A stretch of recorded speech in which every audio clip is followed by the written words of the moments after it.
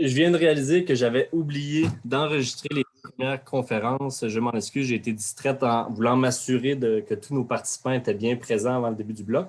Ce que je vais faire, je vais vous demander à Catherine Turgeon et M. Sanson de me partager leurs diapositives que je vais pouvoir mettre en lien avec l'enregistrement du reste du bloc de conférences. Mais je m'en excuse pour cette petite distraction. J'ouvrirai la porte à peut-être deux petites questions, si nous en avons, pour M. Sanson, avant de passer là, au conférencier suivant. Est-ce qu'il y a des gens dans la salle qui ont des questions?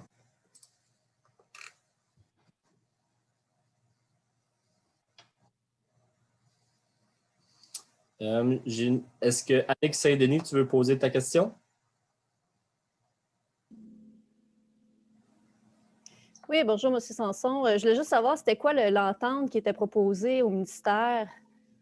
L'entente, c'est que dans le corridor sud, ce qu'on disait, le corridor sud, c'est 17 km sur les 40 km. Corridor nord et le massif, c'était une aire protégée de catégorie 3. Corridor sud, une aire protégée de catégorie 4 ou autre qui permettait l'extraction de ressources, mais évidemment avec des conditions préétablies. Ça, il n'y a pas eu de retour? Pas de retour, non. Puis on a rencontré le ministère en présentiel, ce qui était rare, hein, en décembre, là. Puis on a fait une réunion avec le ministère de l'Énergie, le ministère de l'Environnement puis le ministère des Forêts. Merci. Je vais prendre une dernière petite question, mais je n'ai pas de nom pour la personne. Il est identifié comme user sur le chat. Je lui céderai la parole. Ah, ben c'est Patrick Gravel. Donc, Patrick, tu peux poser ta question.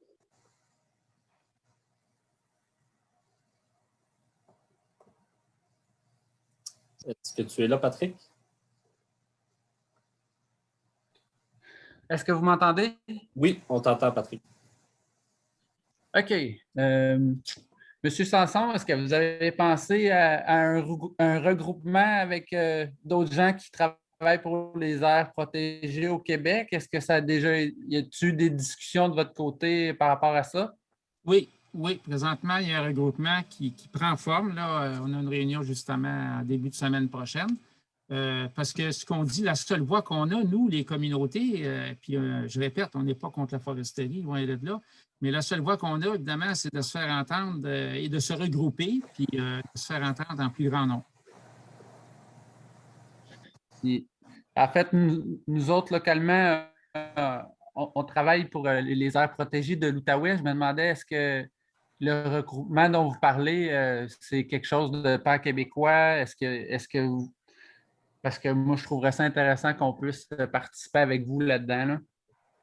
Ben oui, en fait, vous pourriez, je pense que vous devriez avoir mes coordonnées sur le site, m'envoyer un courriel, puis tout à fait, notre regroupement, présentement, il y a des gens du Saguenay, Lac-Saint-Jean, il y a des gens des Laurentides, il y a des gens de la Naudière, tous des groupes comme les nôtres qui militent pour protéger des petits bijoux riches déjà en biodiversité dans chaque coin du Québec. Surtout dans le coin concentré au sud du Québec. Fait que Patrick, si jamais tu as de la misère à trouver les coordonnées là, de M. Sanson, n'hésite pas à me contacter. Là, je pourrais facilement vous mettre en contact. Je vous remercie encore beaucoup, M. Sanson, d'avoir partagé votre expérience et le travail colossal que vous avez effectué au cours des dernières années. Merci. Je vais céder la parole à notre prochain conférencier. C'est en fait une présentation double de M. David Farran, qui est le maire de Duhamel, ainsi que Jean-François Larrivée, qui est ingénieur forestier à la MRC. Puis je vois que M. Farran, il est très occupé en ce moment dans son érablière. Oui. Est-ce que vous m'entendez bien? Oui, je suis surpris que vous ayez une bonne connexion comme ça dans votre érablière. Oui, à 12 km de Duhamel. Mon voisin, c'est la réserve faunique Papineau-Labelle, mais la technologie me permet de partager cet avant-midi avec vous. Vous comprendrez qu'un colloque au mois d'avril, ça nécessite des travaux également au niveau de notre érablière. Mais je veux d'abord vous dire que la présentation, c'est Jean-François Larrivée qui va la faire, qui est ingénieur forestier. et qui travaille avec notre comité sur la biodiversité de notre MRC à Papineau. Alors, tout d'abord, je vais prendre 2 minutes pour exprimer le point de vue d'un élu dans le dossier. D'abord, à titre de participant au comité de biodiversité et non à titre de maire de Duhamel, puisque c'est un projet sur l'ensemble de notre MRC et qui est visé dans ce dossier. Pour réaliser notre objectif, Jean-François va vous énumérer les partenaires avec qui on travaille sur le comité. D'ailleurs, certains des partenaires sont parmi nous ce matin. Alors, je les salue et je les remercie d'être présents. Le comité a été formé il y a environ 2 ans maintenant. Et malgré les difficultés de rencontre, on approche de l'étape où on va pouvoir déposer au Conseil des maires un document de travail, un document de plan d'action. Et je voulais aborder un peu le bénéfice que un élu ou les élus ont à travailler avec la panoplie d'experts qui est sous notre comité. D'abord, la prise de décision, elle est beaucoup plus facile à prendre puisqu'elle est basée sur des recommandations d'experts. Et ça nous permet également de regarder comment on peut trouver des partenaires financiers puisque le plan d'action identifie bien les actions à prendre dans les années à venir. Nous avons également la possibilité, avec le comité, de travailler pour l'acceptabilité sociale. Et là, c'est un mot qui est beaucoup utilisé, puis tantôt, M. Sanson vivait la problématique de l'acceptabilité sociale et la problématique que les gouvernements ont avec la notion de cette acceptabilité sociale. Mais il en va de même pour les différentes industries, que ce soit l'industrie forestière ou l'industrie minière. L'enjeu de l'acceptabilité sociale est au cœur du succès de notre plan d'action qui vise nos corridors de biodiversité afin d'assurer un projet qui va être accepté par les propriétaires, par les utilisateurs des terres publiques et privées. Enfin, les élus s'attendent à ce que le plan d'action soit d'abord compréhensible, non seulement pour nous qui ne sommes pas des experts dans le domaine, mais également pour la population. Et ça, c'est un message que je lance aux participants du colloque. Là. On travaille beaucoup entre experts et le niveau de compréhension doit être amené à ce qu'une population ou qu'un élu qui n'est pas trempé dans le domaine puisse être bien compris. Et on s'attend à ce que le plan d'action soit précis et mesurable et qu'on ait un échéancier qui soit réalisable. Et je suis confiant, j'ai vu les partenaires travailler à la table sous le comité et je suis très confiant que l'ensemble des maires de la MRC vont vouloir identifier dans son schéma d'aménagement ce plan d'action.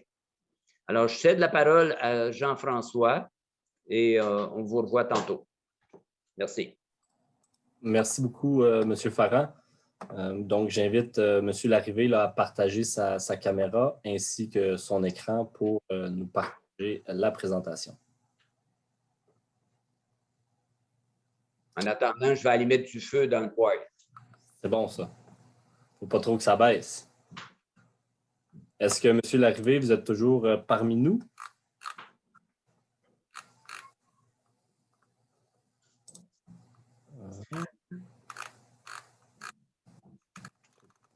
Est-ce que je le vois?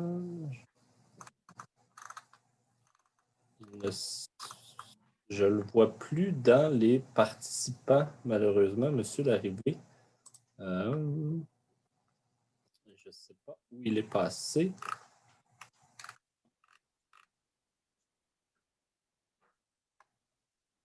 Je vais essayer de le contacter.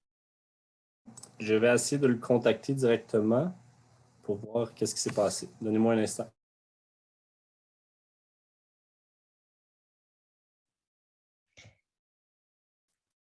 Salut Benoît.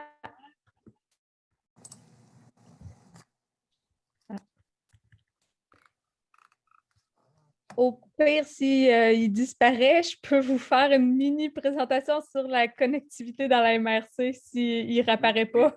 Tu peux combler le temps en parlant un peu. Je sais que tu as été impliqué également dans le projet.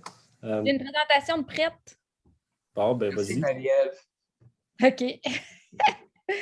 OK, donc, il faudrait que tu mettes comme pouvoir partager mon écran.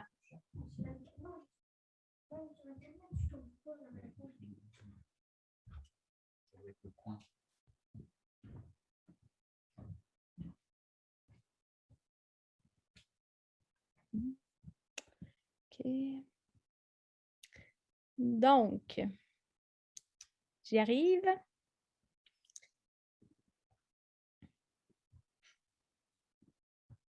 OK, une seconde. Est-ce que vous voyez mon écran? Oui. OK, donc, en fait, je ne m'attendais pas. Je vais juste vous montrer un peu dans la stratégie de. Je fais partie avec M. Farran et j'avance à l'arrivée du comité biodiversité. Et on avait fait une analyse de connectivité qui était la première étape. Et après, je sais que Jean-François est allé présenter cette analyse.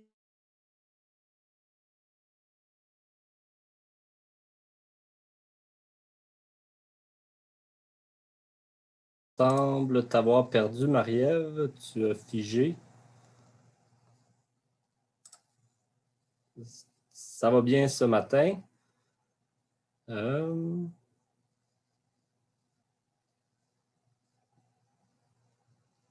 Marie-Ève, est-ce que tu nous entends?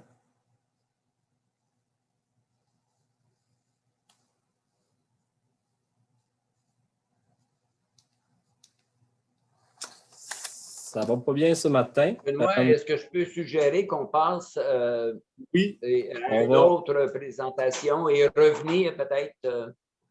Oui, je pense que c'est ça qu'on va faire le temps qu'on réussisse à contacter M. Larrivée puis régler les problèmes avec Marie-Ève. Oui. La prochaine conférencière, c'était Marilyn Després-Inspiner, qui est la directrice générale d'Éco-Corridor Laurentien, et elle est présente et sa connexion semble bien fonctionner. Donc, je vais t'inviter à prendre la parole un peu d'avance, Marilyn, et à partager ta présentation. Donc, merci beaucoup d'avoir accepté. Oh, est-ce que M. Larrivée vient de se rejoindre avec nous? Oui. Désolé, Marilyn, on va peut-être te faire patienter un petit instant de plus. Donc, Jean-François, merci d'être de retour parmi nous. M. Farran a fait un peu l'introduction de votre projet et on était maintenant rendu à ta présentation. Oui, bonjour à tous. Est-ce que tu l'as pas loin, ma ligne Internet a planté à la maison, une panne électrique? Est-ce que tu l'as en backup, toi? Je l'ai sur mon courriel. Donnez-moi un instant. Je vais te demander un coup de main parce que là, je suis parti à la course au bureau. C'est ça, je viens parler de la connectivité écologique, mais ma connexion Internet a planté, ça ne part pas bien. Donnez-moi un instant. Mais dans le fond, en guise d'introduction, comme disait M. Farran, il y a 2 ans et plus, là, le Conseil des maires de la MRC de Papineau a mandaté son service d'aménagement de la MRC de Papineau afin d'élaborer une stratégie de conservation de la biodiversité qui est explicite quant à la connectivité du territoire puis au réseau des aires protégées qui y tient dedans. Comment dire, c'est parce que c'est dans l'air du temps aujourd'hui. Comme on voit bien la pression qui s'accentue. Merci, Benoît. Je t'ai rendu à la deuxième slide. Là. Je disais qu'avec la pression qui s'accentue, le Conseil des maires est sensible là, à... Tu peux passer à la deuxième slide, s'il te plaît. Oui, j'essaie de voir un instant et caché derrière mes fenêtres. Si je fais ça comme ça, est-ce qu'on voit toujours la présentation? Oui, je te vois bien, moi. OK, excellent. Donc, je passe à la prochaine. Et voilà, c'est parti. Donc, la mise en contexte, c'est qu'il y a 2 ans, c'est ça. On a eu le mandat. Le service d'aménagement de la MRC de Papineau, c'est de présenter quelque chose qui est explicite au territoire là, quant à la connectivité écologique du territoire, de conserver et de maintenir des liens. S'il te plaît, Benoît.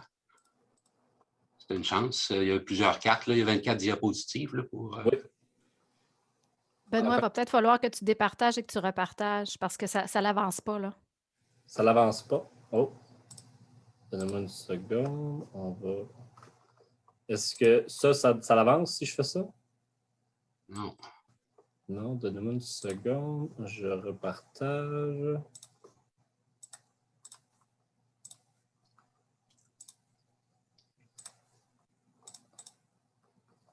Maintenant, on est rendu sur cette... Là, vous voyez la slide avec écho. Oui, peut-être reculer de 2. Donc, c'est ça l'introduction que j'ai faite, c'est qu'on est mandaté à réfléchir à une stratégie de conservation depuis 2 ans. Puis, tout ça pour dire qu'a priori, on n'est pas tout seul. Hein. Puis là, les prochaines slides vont le démontrer. Là, on n'est pas tout seul à penser à la connectivité. Comme par exemple, là, ici, un des premiers exemples là, ou initiatives auxquelles on fait partie comme une pièce d'un casse-tête, c'est le projet de conservation de la nature Canada, Éco-corridor Laurentien, de relier entre eux, de multiplier les initiatives pour relier entre eux là, le parc de Mont-Tremblant, parc national d'Oka et de Plaisance. Ensuite, vous voyez les grosses taches. Là. Ça, c'est la même diapositive, mais de façon schématique, là, avec les mêmes grands axes, qui sont le parc national de Plaisance d'Oka, qui passe en partie aussi par le parc, la réserve faunique Papineau-Labelle. Une seconde, tu peux passer à la suivante. Initiative plus internationale auquel on s'inscrit ou qu'on fait partie du casse-tête, c'est celle projet Eastern Wildway, qui ont eux aussi planifient aussi la connectivité à grande échelle. Vous voyez les grosses taches vertes foncées, ce sont des massifs forestiers existants, comme les Adirondacks dans le sud. Au nord, on retrouve encore le parc national de Plaisance. Je veux porter aussi de Mont-Tremblant. Je veux porter aussi votre attention à la grosse tache verte qui est au nord de Gatineau, là, de la ville de Gatineau. On voit le parc de Gatineau, mais aussi la réserve faunique Papineau-Labelle, qui est un lien important de la connectivité à l'échelle régionale, reconnu. Ensuite, si on continue, pour les exemples suivants, plus proche de chez nous, la MRC d'Argenteuil, notre voisine, qui quand même, on a tout avantage à s'inspirer d'eux. Ils ont planifié depuis 2014 la connectivité écologique de leur territoire. Les massifs verts que vous voyez sont des massifs forestiers existants. Un territoire quand même plus fragmenté que le nôtre, là, en passant. Le nôtre, on est à 70% forestier, à 30% agricole. Manifestement, ici, ce n'est pas le cas. Donc, eux autres sont plus en recherche de rétablir des liens. Nous, dans notre démarche, oui, rétablir des liens en milieu agricole, mais également maintenir les liens existants. C'est ça que le législateur ou le conseil doit penser. Ou si vous voyez en assurer le réseau des terres publiques dans la MRC d'Argenteuil, auquel c'est c'est synonyme souvent de forêt, de massif forestier. Donc, c'est à exploiter ou à considérer dans la planification de la connectivité écologique. La prochaine, s'il te plaît. Je reviens au mandat qui a été confié au comité biodiversité de la MRC de Papineau, celui de proposer une stratégie de conservation de la biodiversité au Conseil des maires, qui est explicite quant aux milieux naturels d'intérêt à protéger ou à aménager durablement, à proposer des corridors écologiques qui permettront de maintenir ou de rétablir la connectivité des déplacements fauniques et la propagation de la flore entre les milieux naturels suivants. Ça, c'est important à dire. Oui, en connectivité écologique, dans le mandat qu'on a, il faut penser globalement. Là. C'est une finalité, mais en cours d'analyse du territoire, tu peux passer à la prochaine, Benoît, là, on s'est rendu compte qu'on avait 5 territoires naturels d'intérêt chez nous. 6. Qui sont là illustrés, qui sont les suivants. Puis on s'est comme envisagé, ou on s'est dit, si localement, on arrive à maintenir ou à connecter ces milieux naturels d'intérêt entre eux, on a, localement, c'est plus facile d'exporter nos corridors après ça hors de la MRC. Là. Donc, agir localement, on a, vous voyez, la réserve faunique Papineau-Labelle que je vous avais parlé tout à l'heure, le Canoc Nature, un grand terrain massif forestier privé d'un seul tenant, un des plus gros en Amérique du Nord d'un seul tenant. Au sud, vous voyez le Parc national de Plaisance. La rivière des Outaouais, si on regarde ça de façon linéaire, il y a beaucoup de protection qui est accordée grâce au Parc national de Plaisance et au futur refuge au Massette, là, le long de la rivière des Outaouais. Donc, ça, c'est bien, mais la trame agricole qui sépare ces milieux naturels du bord de la rivière des Outaouais, du massif forestier plus au nord, constitue une entrave ou des liens où c'est important de maintenir et rétablir des liens pour la biodiversité. Donc, de connecter ces secteurs-là entre eux, c'est bien. C'est l'objectif, un des objectifs de la stratégie. La prochaine, s'il te plaît. Dans la méthodologie approchée, bon, c'est sûr, le comité de la biodiversité a été créé dès le départ. Là. Ça a été une des premières choses qu'on a faites, s'entourer d'experts, pouvoir conseiller le Conseil des maires là, sur toute question relative à la biodiversité. Puis on est bien entouré. Je vais revenir plus tard à la composition. C'est sûr que le travail est encore en continu. Puis la consultation que je parle là, puis l'implication, ça a été fait une première fois, mais c'est en continu, surtout dans un monde où les élus changent. Ensuite de ça, la connaissance du territoire. En continu, toujours, on a quand même une bonne connaissance, mais pour étoffer une stratégie de conservation, vu que c'est quand même relativement audacieux à présenter un conseil des maires, la connaissance du territoire, la documentation scientifique est de mise, autant que les consultations publiques, les consultations du milieu. Je vous disais tout à l'heure, oui, merci.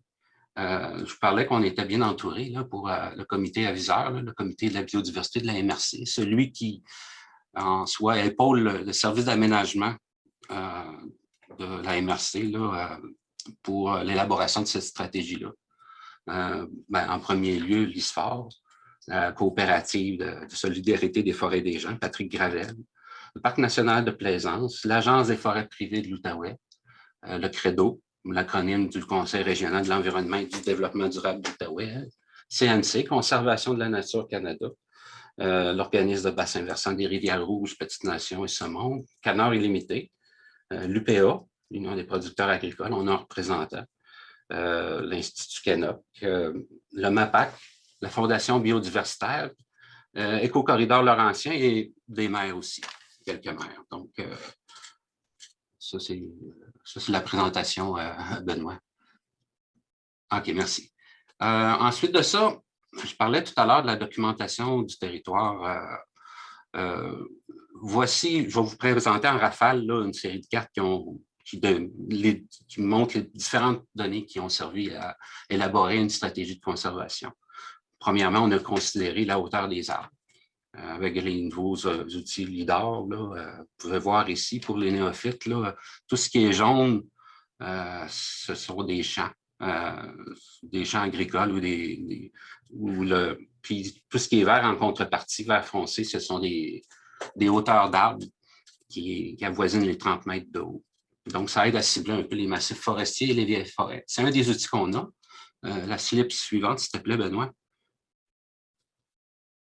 Ensuite de ça, pour planifier la connectivité écologique du territoire, il faut considérer aussi les aires protégées existantes ou planifiées.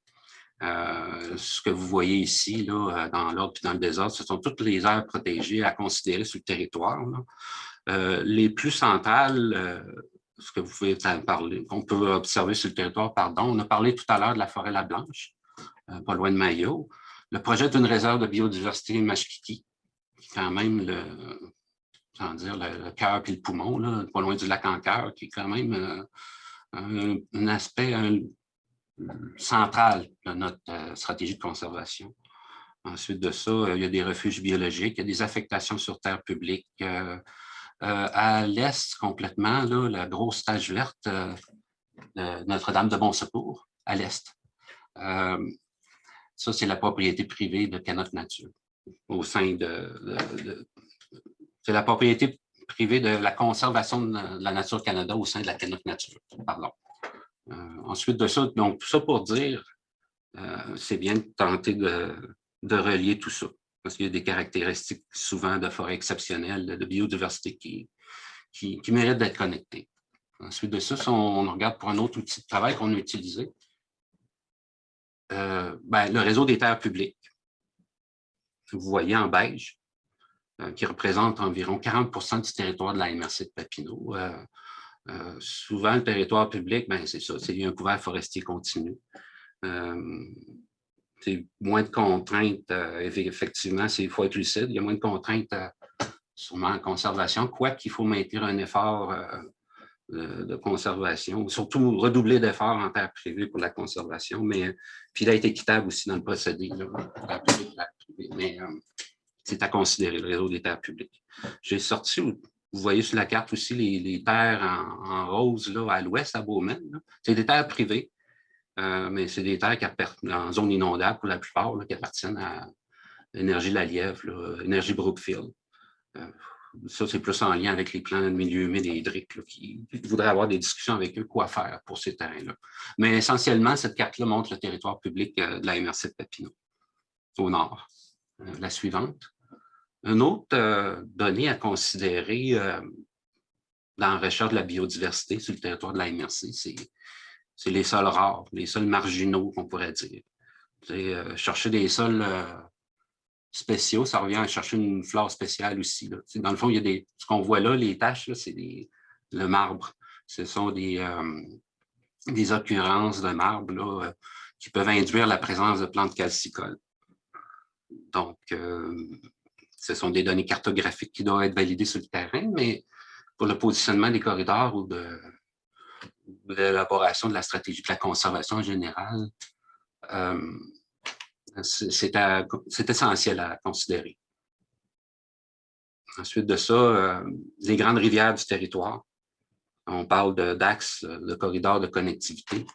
Ça a paru important ici d'identifier quelles sont les grandes rivières du territoire qui paraissent là. De plus, il y a la rivière La Lièvre là, à l'extrême ouest. Ce qui est apparu, c'est que dans le fond, toutes ces grandes rivières-là traversent toute la zone agricole. C'est un indice intéressant, plus qu'un indice en fait. Là, on parle de qualité de l'eau, on parle de rétablir la connectivité écologique. Ce sont des grands axes là, à considérer aussi dans l'élaboration de la stratégie. Ensuite de ça, on a été chanceux. Chanceux. On a eu une subvention d'aide financière de 50 000 $ du ministère de l'Environnement, de lutte au changement climatique, pour élaborer la stratégie de conservation. Donc, on avait déjà les outils de base là, accessibles là, à tout ce qu'on avait, mais on a été un peu plus loin que ça maintenant grâce à cet argent-là, grâce à l'ISFOR également. Ce qu'on a fait, c'est premièrement, on parle de consultation puis d'interpeller les élus. On a organisé un forum. Ça, c'est la finalité là, qui est arrivée il y a un an là, passé. Avant ça, on a réalisé des inventaires botaniques, compléter les données de la flore et de la faune, plus la flore sur le territoire public. Là. Les outils qu'on a présentés précédemment ont servi à cibler nos recherches. Puis également, tester la connectivité du territoire écologique, du territoire de la MRC à l'égard des déplacements fauniques. Ça, c'est une initiative originale en soi, c'est rendu essentiel pour ce genre d'exercice-là. Cette carte-là, je vais passer rapidement. Là, c'est des données du CPDNQ.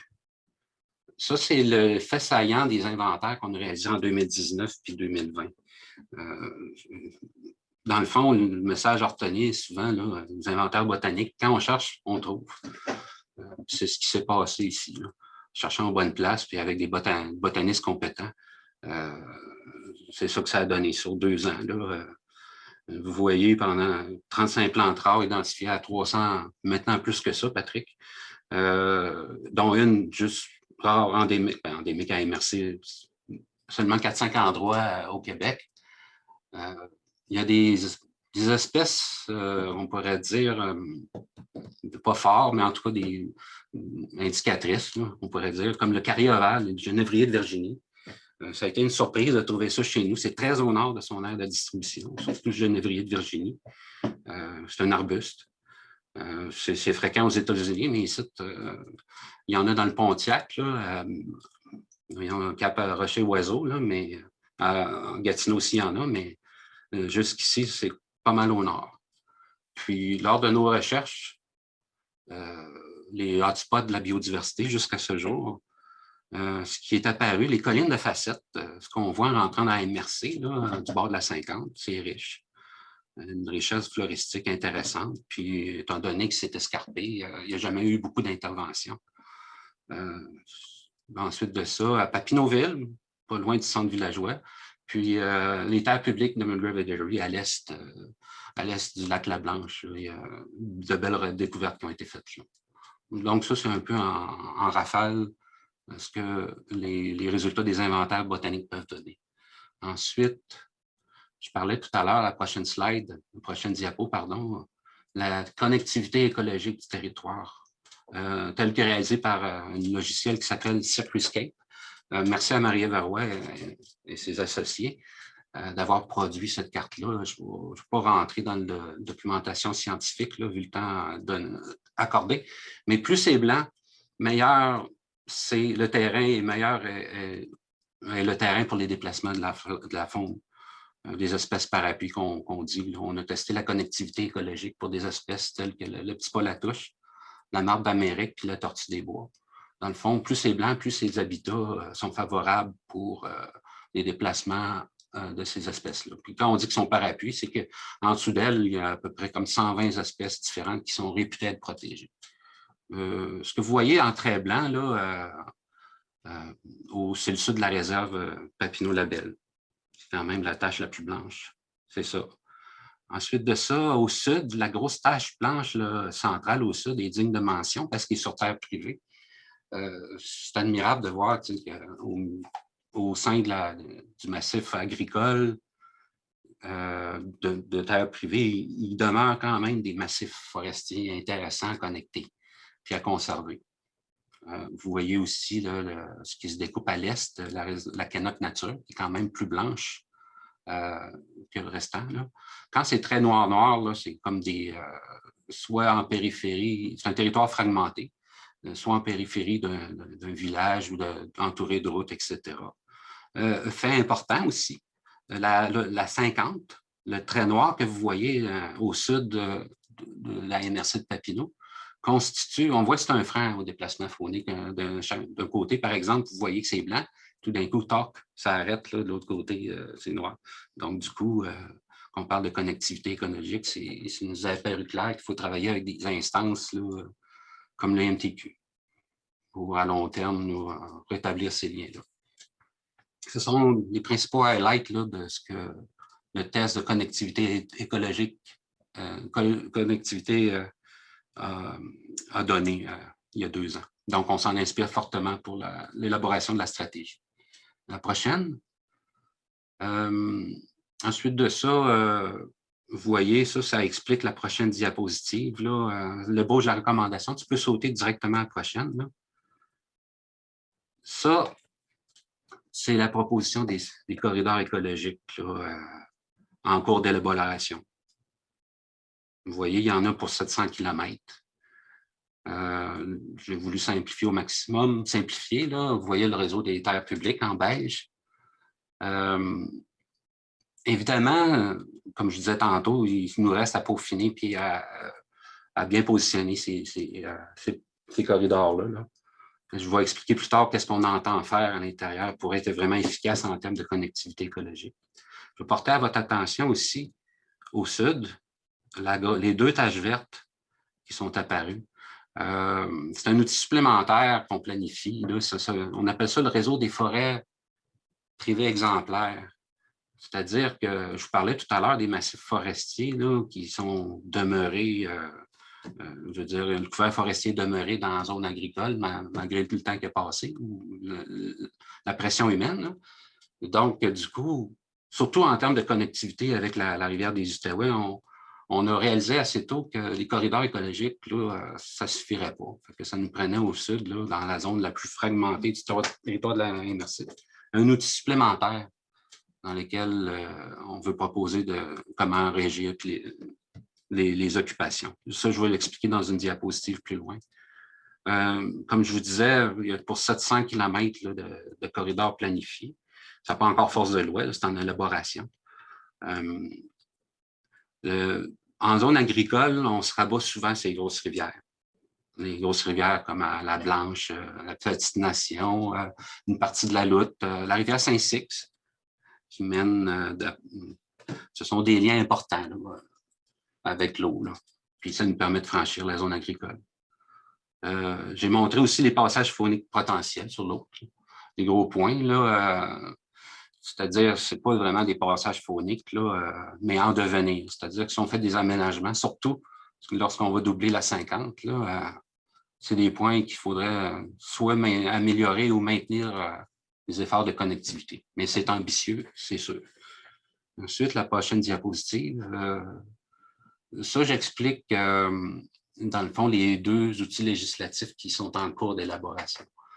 Un corridor écologique, les 700 km, là, afin de maintenir la connectivité. Ce n'est pas d'interdire, je veux dire, la première initiative, c'était d'interdire totalement toutes les choses liées au développement immobilier, mais on s'est rendu compte que ce n'était pas faisable. Donc, pour être plus réaliste, là, ce qui est envisagé, c'est qu'à l'intérieur, un promoteur immobilier qui présente un projet qui touche ne fût-ce que par un coin à un corridor écologique, doit faire des inventaires botaniques, mais également aussi faire la preuve, bien, plus que la preuve, il doit monter un concept d'aménagement qui est explicite quant à la zone de développement, mais explicite aussi quant à la zone de conservation. Donc, c'est un développement un peu plus vert qu'on exige. Là. Dans le fond, le promoteur doit faire la démonstration, nous, on doit vérifier, que son projet immobilier est pas fluide, là, mais qui favorise, il y a des liens écologiques dedans. Dans les forêts exemplaires que je vous ai montrées au sud, ce qui est envisagé, ben, c'est ça, le développement immobilier, c'est la même chose, quoique on est en zone agricole all the way, fait que ça, c'est un faux débat, là, mais c'est la même chose. C'est que dans le fond, l'objectif, c'est de maintenir intègre ou chercher à améliorer le couvert forestier à ces endroits-là. Donc, la proposition serait de demander des inventaires botaniques, des plans d'aménagement et de conservation dans ces aires-là. Ce sont 2 outils législatifs en cours de confection. Maintenant, à l'autre diapositive, c'est la suite. C'est la suite des choses. La stratégie de conservation a été bien reçue l'an passé à l'occasion d'un forum. Maintenant, c'est de la faire atterrir, si on veut. La finalité, le but final là-dessus, c'est sûr que si on peut avoir une affectation au schéma qui est explicite quand ce qu'on vient de dire, c'est l'objectif de la stratégie à atteindre. Comme ça se traduirait par des règlements municipaux que les municipalités se devraient d'appliquer. Mais il y a le plan d'action, il y a encore des consultations, de la documentation scientifique à faire pour éprouver, solidifier cette stratégie-là. Donc ça, c'est en continu. Ça se fait, le plan d'action, dans les suites des choses à venir, on a un plan d'action qui va être déposé cet été, qui va mener un peu les prochaines étapes menant à l'objectif que je vous ai parlé tout à l'heure. D'ici là, on trouve important dans la zone agricole, là, vu qu'on parle de maintenir, là, dès maintenant, de multiplier les initiatives là, visant à créer des corridors écologiques. Puis aussi les consultations. On est dans un monde où il y a des élus, ça change aux 4 ans. Donc, c'est l'information, de la consultation pour que les gens s'approprient aussi le vocabulaire, puis la notion. Tu sais, c'est nouveau pour bien des gens, donc on ne peut pas brusquer les choses. Voilà. Puis de travailler avec nos voisins, rester connecté avec nos voisins. Voilà nos recommandations. Puis la dernière diapositive, c'est un gros remerciement aux membres aux gens des comités biodiversité, puis aux municipalités du ministère de l'Environnement qui nous a donné un coup de main. Là. Ils ont cru à notre projet. Donc, le 50 000 c'est voilà, ça ferait le tour de ma présentation. Si vous avez des questions, ça va me faire plaisir. Oui, bien, merci beaucoup, Jean-François. Ça m'attriste beaucoup parce que je pense qu'on aurait eu vraiment beaucoup de questions pour toi, mais comme on a pris déjà énormément de retard, je vais inviter les gens à venir te voir après la fin du bloc de conférence, juste pour qu'on puisse rattraper un peu, puis pour que les gens qui avaient pris des engagements puissent donner leur présentation ou arriver à l'heure pour les autres conférences. Mais je te remercie énormément. Je te remercie de ta rapidité, d'avoir retrouvé ton bureau. J'ai eu vent qu'il y avait eu une panne de courant à Saint-André-Avelin. C'est ça qui a pu t'affecter. J'étais à Papineauville, moi. Oh! C'est gros.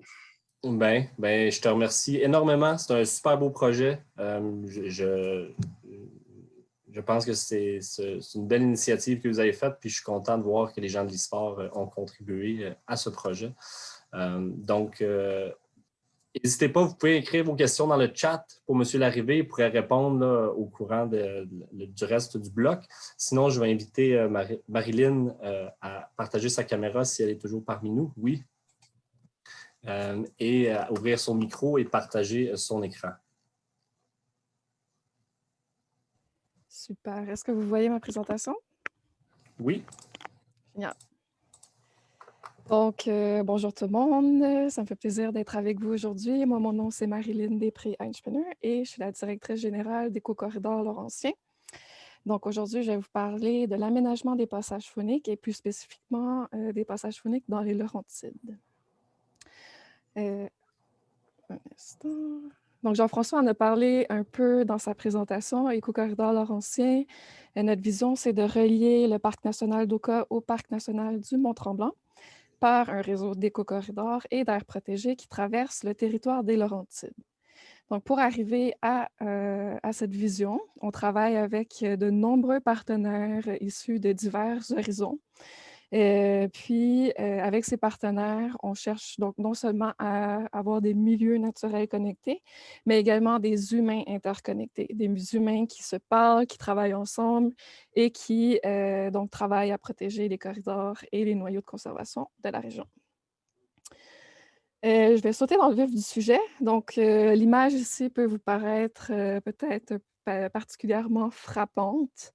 Donc, on a un corridor ici là, qui est traversé, qui est en zone urbaine. Puis, on peut voir là, que le corridor est traversé par une route en plein milieu. On sait que les routes peuvent représenter des barrières importantes pour le déplacement de la faune à cause des risques de collision avec les véhicules qui causent d'importantes mortalités. On peut donc venir aménager des passages phoniques pour permettre aux animaux de traverser les routes en toute sécurité. Ici, on voit l'image d'un passage phonique supérieur à Banff, en Alberta. On peut également aménager des structures existantes sous les routes, comme dans l'image ici, puis faire des aménagements spécifiques, là, encore une fois, sous les routes, comme un passage utilisé ici par des crabes en Australie. Donc, les passages phoniques permettent aux animaux de traverser les routes en toute sécurité, mais il n'y a pas juste un avantage pour la faune, il y a également des avantages pour les humains. Donc, à chaque année, les médias rapportent l'enjeu des collisions avec la faune et avec raison. Donc, on peut voir ici qu'à chaque année, c'est plus de 5 000 à 8 000 collisions qui sont rapportées avec la grande faune seulement. Par exemple, dans les Laurentides, si on considère uniquement les collisions avec les grands mammifères comme les cerfs ou l'orignal, on a pu démontrer que le nombre de collisions augmente à chaque année. Donc, le pourcentage de collisions avec la faune qui a été enregistré par rapport au nombre total des accidents a presque doublé en 7 ans. On a également fait une analyse économique, puis on a pu démontrer que sur seulement 50 km de l'autoroute 15, donc dans le nord des Laurentides, le nombre de collisions est tellement important que ça génère des coûts de près d'1 demi-million de dollars par année. Ça, c'est des frais qui sont assumés par l'ensemble de la société québécoise. Donc, les collisions, c'est non seulement un enjeu pour la biodiversité, la sécurité des humains, parce qu'il y a plusieurs collisions qui peuvent être mortelles, mais également pour l'économie de la province. Donc, quand on sait que les passages inférieurs qui sont couplés avec des clôtures réduisent les taux de collision de 86 mais on peut se dire que c'est non seulement bénéfique pour les humains, mais très bénéfique pour les humains. Si on regarde la situation au Québec maintenant, il y a plusieurs cas documentés de passages phoniques qui ont été aménagés au Québec. Vous voyez les routes puis les autoroutes en question dans la liste ici. Je vais vous en présenter quelques-uns. Ce qui est important à savoir, c'est que la totalité des passages qui existent en ce moment au Québec, c'est des passages inférieurs, donc sous les routes, puis c'est des ponceaux, des ponts qui ont été aménagés spécifiquement à cet effet. Donc, un exemple ici, la route 138 près de Baie-Saint-Paul, où en 2014, il y a 2 passages phoniques qui ont été installés pour les orignaux. Donc, vous pouvez voir une image ici, des passages qui ont été aménagés, en plus des clôtures là, qui sont utilisées pour à la fois empêcher les orignaux de traverser la route, mais également les rediriger vers le passage.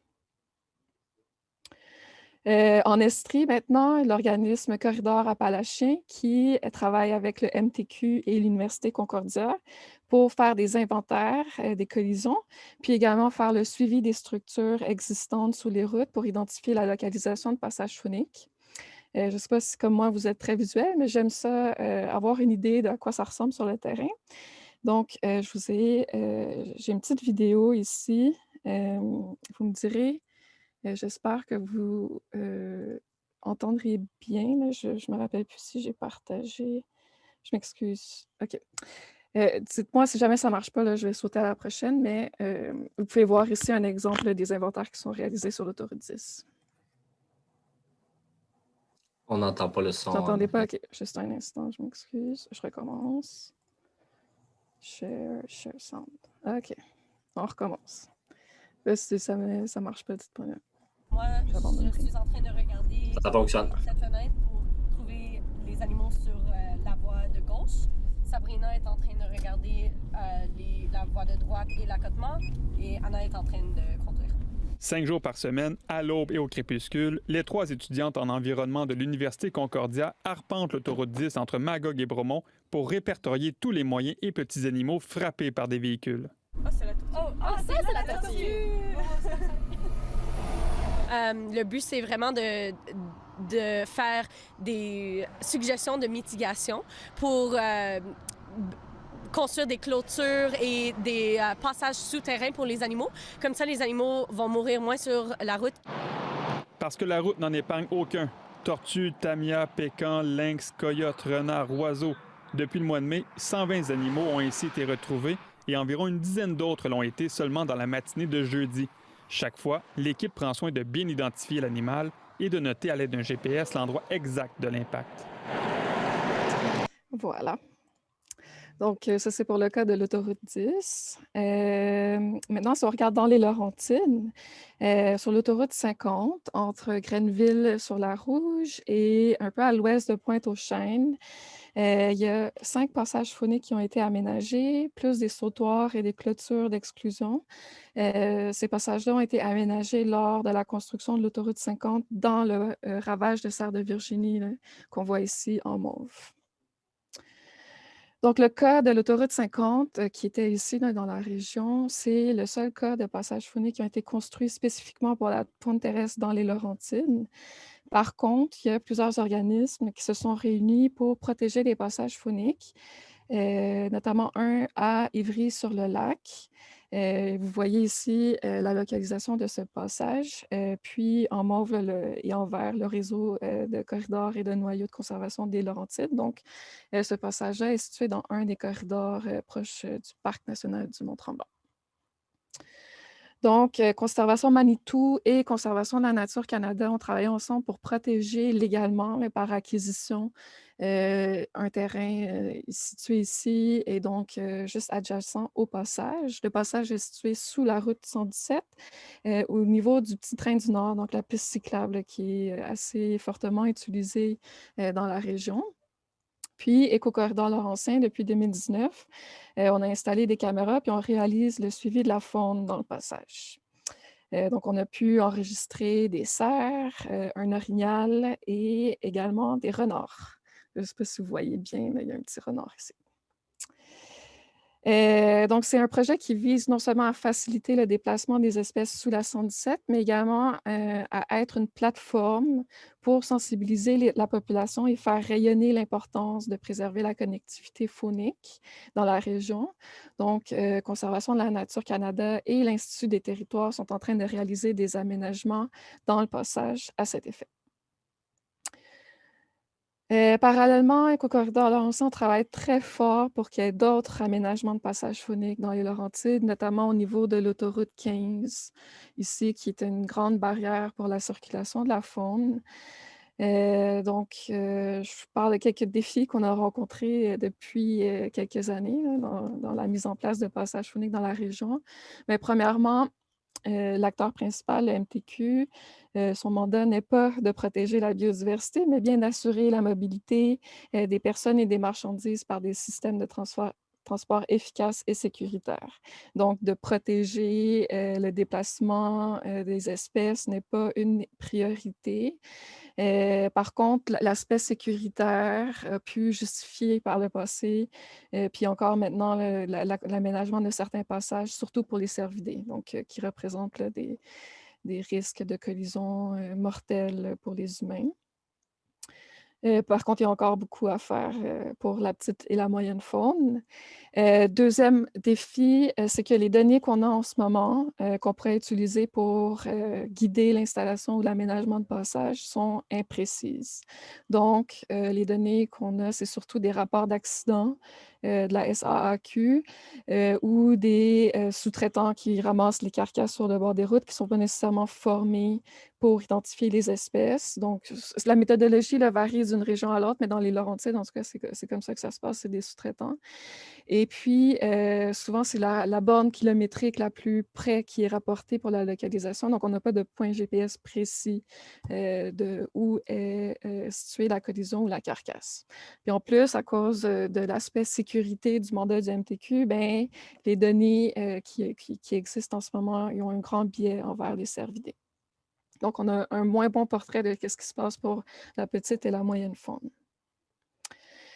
Donc, pour guider l'implantation de passages fauniques dans la région, on a procédé à l'identification de points chauds de mortalité de routière dans la région. Donc, vous pouvez voir quelques de ces points chauds-là ici.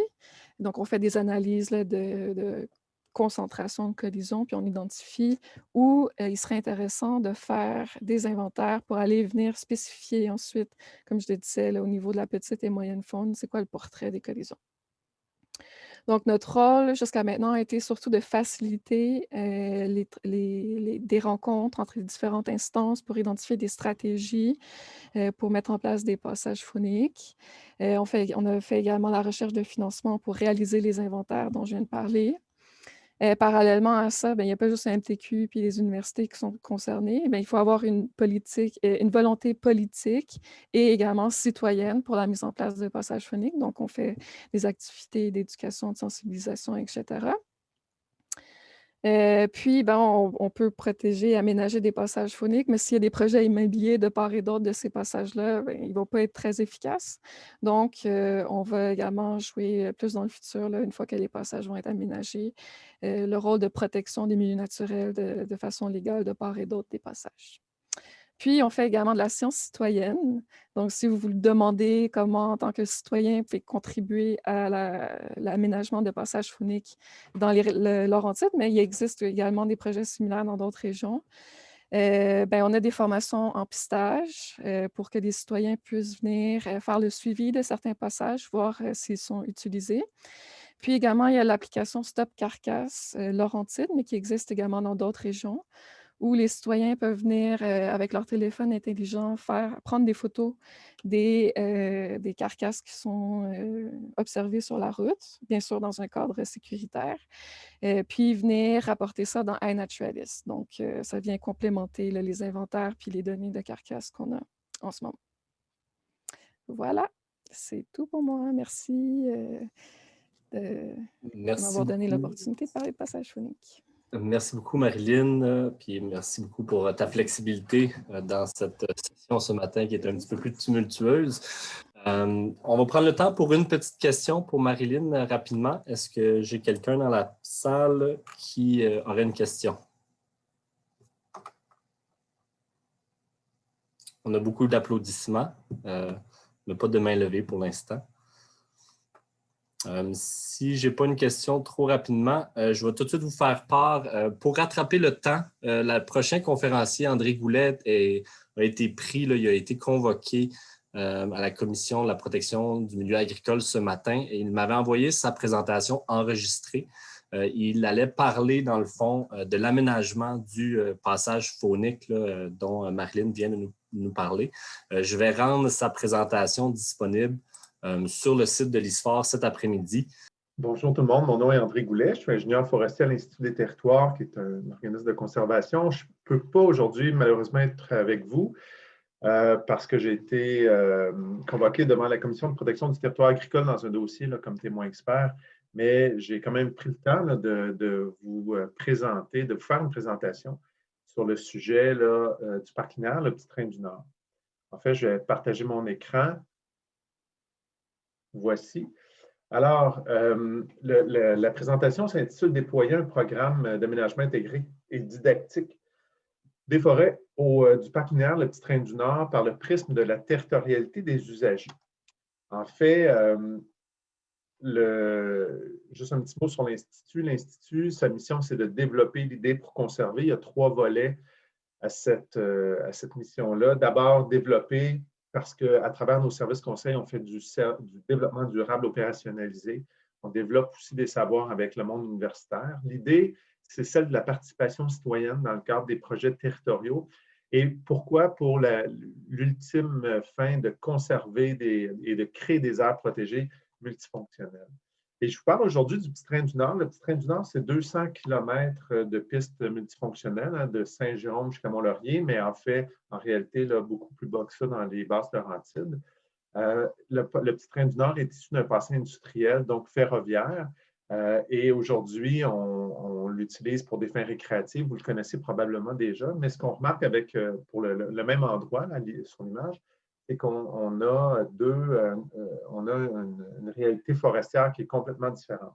Donc, ce qu'on s'aperçoit, c'est que le Petit Train du Nord, qui a une emprise, une largeur très variable, là, mais d'environ en moyenne peut-être 25 mètres, bien, est constitué de forêts qui ont été abandonnées en 1989, en fait, par le Canadien Pacifique, et une forêt qui est très jeune, là, qui a moins de 30 ans, ou environ 30 ans. Et en fond d'emprise, on a une forêt qui est plus mature, de 30 à 120 ans. Ces forêts-là, si on multiplie par 200 km, on a de 300 à 400 hectares de forêt, qui constituent vraiment un lien privilégié avec les usagers, là, qui, pour bien des cas, constitue aussi un premier contact avec les milieux naturels là, depuis la cité. Depuis, je vous dirais, quelques années, depuis 2015, on a instauré une idée de projet à travers un laboratoire collaboratif dans les Laurentides, une initiative là, vraiment régionale, d'implanter un programme d'aménagement intégré des forêts qui allait contribuer aux saines habitudes de vie des usagers par l'insertion sociale aussi, la formation de jeunes sylviculteurs. C'est eux qui sont pressentis pour faire le travail. Donc, il y a un volet de création d'emplois puis une création de richesse à la fois économique et écologique pour les marchés des bois. Et cette idée-là a mené à la constitution d'une norme de valorisation de protection des milieux naturels du parc linéaire qui a été fait avec le concours de la Corporation du parc linéaire, mais aussi avec la récente participation du Centre de formation professionnelle de Mont-Laurier, qui, à travers une analyse stratégique des FFOM, des forces, faiblesses, opportunités, menaces, lorsqu'on croise les FFOM entre elles, on s'est aperçu que clairement, la présence de l'école de formation sur le territoire était vraiment une des opportunités qui allait contribuer au succès, en fait, du programme d'aménagement. Et donc, on a aussi certaines forces sur le territoire qui se déploient ou qui demandent une attention plus particulière, dont le grand achalandage des usagers, les paysages remarquables de la rivière du Nord. Et en termes de faiblesse, on remarque entre autres plusieurs arbres isolés là, qui ont poussé là, en bordure sur un talus ferroviaire qui n'est pas fait pour recevoir des arbres. Et donc, soumis au vent, ces arbres-là peuvent endommager le talus.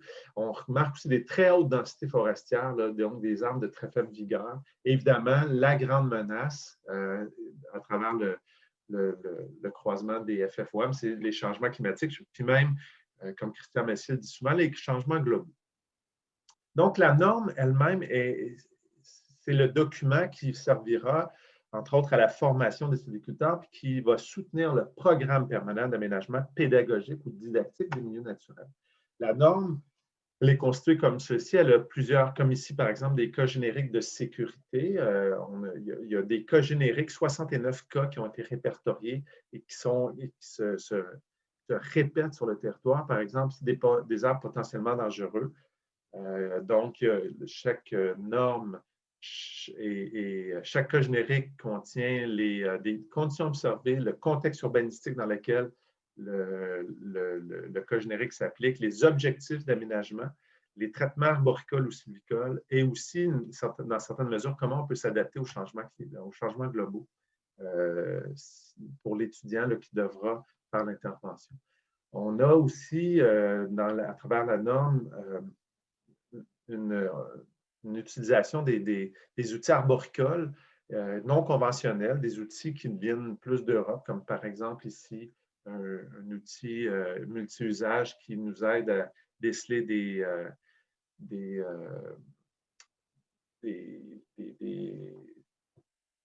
j'ai un petit blanc de mémoire, des écorces incluses, voyons, des inclusions d'écorces, voilà. Et on a aussi, par exemple, d'autres cas génériques de sécurité où on utilise, par exemple, le maillettage, la technique du maillettage ou la technique du résistomètre pour sonder l'intérieur des arbres. On a des cas génériques aussi forestiers qui ne sont pas en lien avec la sécurité, mais bien avec l'aménagement des forêts. Des cas génériques paysagers où, par exemple, ici, on a un paysage qui se fait confisquer par la végétation, des paysages sensibles, donc ici, des milieux humides ou hydriques. On a aussi des paysages identitaires qui se font confisquer par la végétation. On a des cas génériques fauniques, donc, dans ce cas-ci, l'aménagement, la présence ou la proximité de ravages de cerfs de Virginie. Et à travers cette norme-là, on est aussi présentement en train de travailler sur, justement, peut-être que Marilyn en parlait dans la présentation avant moi, mais on aménage un corridor phonique à Ivry-sur-le-Lac, sous la route 117, donc à travers de la plantation, mais aussi de la disposition de certains débris là, pour la faune. Le petit train du Nord, puis si j'en viens au cœur de la présentation, c'est 1,5 million d'usagers par année. C'est aussi un dossier qui fait l'objet d'une patrimonialisation. Le petit train du Nord il y a un exercice qui se fait pour en faire un paysage culturel patrimonial qui a un statut culturel de protection. Et on est en train de mesurer justement auprès des usagers et des citoyens, en fait, sous quelles conditions, puis si justement le citoyen s'identifie au parc linéaire, puis surtout quelles composantes du parc linéaire devraient être patrimonialisées. Est-ce que c'est son passé industriel, c'est son présent récréatifs, ses paysages, ses lieux emblématiques, etc. Ce qui fait que cet exercice-là nous amène beaucoup d'interactions citoyennes, puis on voit à quel point comment les gens sont attachés, et on se rend compte aussi comment la forêt du parc linéaire, comme toutes les forêts, c'est un dossier devenu aussi épidermique. Hein? Il y a une composante sociale très forte, ce qui fait que dans l'idée du développement durable, on a à s'occuper des trois sphères, mais la composante sociale, on s'aperçoit qu'elle ressort sous le train du Nord. Elle est probablement, sinon pas plus importante, elle présente des enjeux très, très certains. Et peut-être même, on pourrait s'attendre à ce qu'il y ait un risque social d'aménager la forêt sur le parc linéaire sans consulter ou sans évaluer justement les modalités d'une participation citoyenne. Donc, si on répond à ces 6 questions-là et on répond par un oui à ces questions-là, bien, c'est vraiment cette liste de questions-là constitue vraiment une liste qui nous permet de prévenir le risque social puis d'aborder les territoires sous l'angle social plutôt qu'économique ou environnemental dans un premier temps. Il faut savoir que la forêt, hein, comme étudiant, vous le savez, il y a plusieurs, nos liens avec la forêt, il y a plusieurs sources d'informations qui sont disponibles. Nous, les forestiers, on a accès à cette littérature qui est très scientifique, mais il y a d'autres aspects de la forêt que les publics privilégient, des aspects philosophiques, des aspects poétiques, des aspects historiques aussi qui sont importants derrière la forêt, ce qui fait que ces différents points de vue-là nous amènent à pas seulement faire des plans de sondage écologique, hein, on est bon là-dedans, nous, les biologistes, les forestiers, mais s'occuper de ce qu'on pourrait faire, ce qu'on appelle l'ingénierie de la participation. Donc, un plan de sondage social. Et il y a 2 défis là, vraiment à court terme qu'on voit dans un dossier comme le parc linéaire. D'abord, consulter les parties prenantes en créant des conditions favorables à l'intercompréhension. Créer un langage commun avec les gens, puis aussi à l'exercice de la citoyenneté, de la démocratie. Donc, de faire d'un administré là, vraiment un véritable citoyen qui va s'impliquer sur le territoire au-delà d'un vote par 4 ans. D'abord, la langue, on veut éviter la tour de Babel. Hein. Richard Desjardins l'a bien souligné en 2018. Il dit, bon, il y a 3 choses en littérature qui m'impressionnent au plus haut point, la Bible écrite en hébreu, la poésie surréaliste française et puis les textes du ministère des Forêts du Québec. En fait, quand on aborde la langue, il faut aborder la gestion de l'émotion. D'abord, la forêt, pour plusieurs personnes, incluant les scientifiques, il y a des aspects émotifs très forts liés à ça.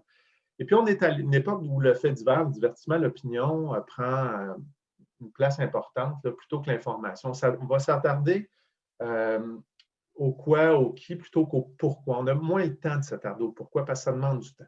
Le traitement émotionnel de l'information, mais tout le monde à égalité. Hein. On n'a pas besoin d'être allé à l'université pour être ému. Puis l'émotion est aussi perçue comme authentique. Évidemment, une émotion, ça sort de l'intérieur. Et donc, elle est considérée par plusieurs comme fiable et donc vraie. Et donc, tout l'avènement des thumbs up là, sur les réseaux sociaux appuie tout ça. Un autre aspect que les scientifiques doivent aussi prendre conscience, c'est qu'on devrait tout le temps aborder le territoire par la science et que par la science. En fait, non. La science permet de répondre à des questions, mais il n'y a pas seulement ces questions-là qui doivent être posées, puis ni les seules questions auxquelles l'humanité doit se poser, puis encore peut-être moins les seules auxquelles elle a profondément besoin de répondre. Il y a d'autres composantes au milieu naturel que les aspects scientifiques. Et quand on parle aux gens, évidemment, une des composantes de la médiation, donc la base de la communication entre les personnes, c'est, en fait, si on veut concilier des positions, c'est de faire passer la discussion de l'opinion ou de l'émotion au besoin. Donc, d'exprimer justement ses positions par rapport à ses propres besoins. Un autre facteur à vraiment prendre en compte, c'est de miser sur l'intercompréhension depuis le début du projet. Et donc, de fournir un coffre à outils là, diversifié là, aux citoyens, mais aussi, pas seulement aux citoyens, donc de faire un citoyen curieux informé à un citoyen formé, mais aussi de faire d'un professionnel versus la communauté un professionnel curieux, informé et formé des savoirs d'usage du citoyen.